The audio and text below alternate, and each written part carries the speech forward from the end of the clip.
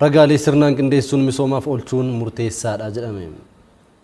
Koomishiniin Karooraa fi Misooma Oromiyaa ragaa walitti qabuu ilaalchisuun qooda fudhattoota waliin magaalaa Adaamaatti mari'ate. Guutuunsaa akka taanutti dhiyaata.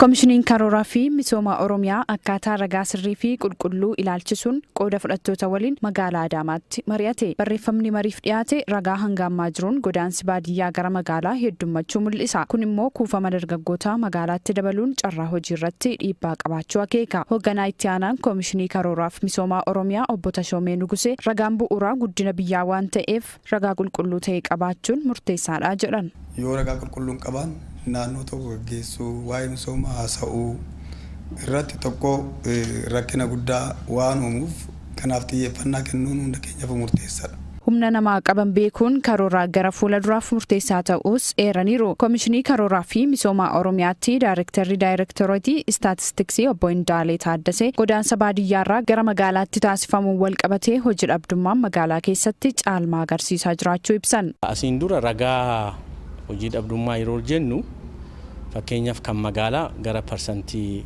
18 ture bara 2022 jechuudha. Kun immoo maal fida kan magaalaa fi kan baadiyyaa garaagarummaa qaba. Irra caalaa gara baadiyyaan baay'ee xiqqoodha garuu kan magaalaa ol ka'aadha. Maaliif kun immoo maaliif wajjin wal qabata?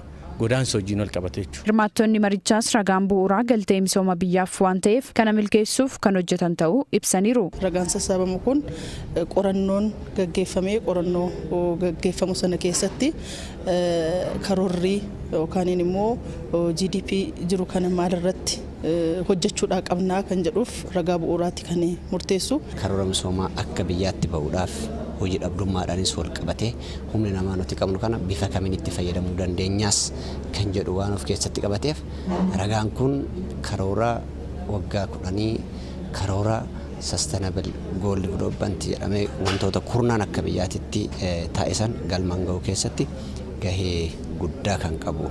Ragaan hanga ammaatti walitti qabame ji'oota muraasa booda fayyadamtootaaf kan dhiyaatu ta'uun ibsameera.